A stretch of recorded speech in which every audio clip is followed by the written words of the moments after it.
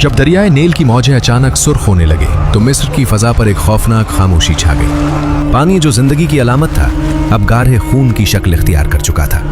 कुएं, नहरें, घरे, हर जगह एक ही मंजर था। लोग प्यास से निढाल थे, सांस लेना मुश्किल हो रहा था और ताफुन ने फिरौन के शाही महल तक को अपनी लपेट में ले लिया था।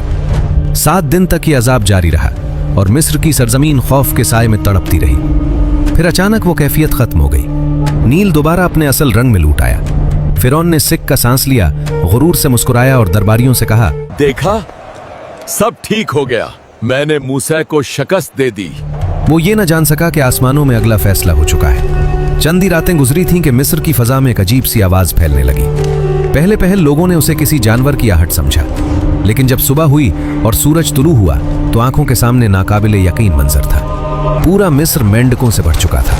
घर हो या बाजार, बावर्ची खाने हो या गलियां, हर जगह अछलते कूदते मेंढक थे। खाने के बर्तनों में, बिस्तरों पर, बच्चों के कपड़ों में, हत्ता के फिरौन के महल और उसके तख्त तक पर मेंढक ही मेंढक नजर आ रहे थे। लोग सोते तो मेंढक चेहरों पर आ बैठते, खाना शुरू करते तो बर्तनों में छलांग लगा देते। सिपाही बदहवास भाग रहे थे।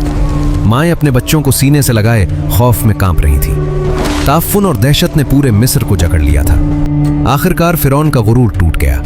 वो चीख उठा, मूसा को बुलाओ, फौरन बुलाओ। हजरत मूसा अलैहिस्सलाम दरबार में हाजिर हुए। फिरौन ने आजिज़ी इख्तियार करते हुए कहा, अपने रब से दुआ करो कि यह आफत हटा दे, मैं तुम्हारे रब पर ईमान ले आऊंगा। हजरत मूसा अलैहिस्सलाम ने अपने रब के हुजूर दुआ की और फिर रहमत इलाही से वो अजाब उठा लिया गया। मेंढक आहिस्ता आहिस्ता गायब होने लगे, गलियां साफ हो गईं और मिस्र की फजा में वक्ती सुकून वापस आ गया। लेकिन जैसे ही खतरा टला, फिरौन फिर हंस पड़ा। यह सब जादू था, उसने तंज़िया अंदाज में कहा। मैं किसी रब को नहीं मानता। उसके वजीरों ने भी कहकहे लगाए और महल एक बार फिर तकब्बुर और सरकशी की आवाजों से गूंज उठा। हजरत मूसा अलैहिस्सलाम खामोश रहे। वो जानते थे कि अल्लाह का फैसला आ चुका है। आसमान से ऐलान हुआ, यह कौम ईमान नहीं लाएगी, उन पर निशानियां पै दर पै नाजिल होंगी ताकि दुनिया जान ले कि रब सिर्फ मैं हूं और जुल्म कभी कामयाब नहीं होता। मिस्र की जमीन एक बार फिर खौफ, बदबू और अंधेरे की लपेट में आ चुकी थी और फिरौन अब भी अपने गुरूर में डूबा हुआ था। मगर आसमान पर एक और आफत तैयार हो रही थी, क्योंकि ये दास्तान अभी खत्म नहीं हुई थी। इसी कहानी का अगला हिस्सा कल की वीडियो में सुनाया जाएगा, इसलिए पेज को फॉलो कर ले। आपसे कल मुलाकात होगी।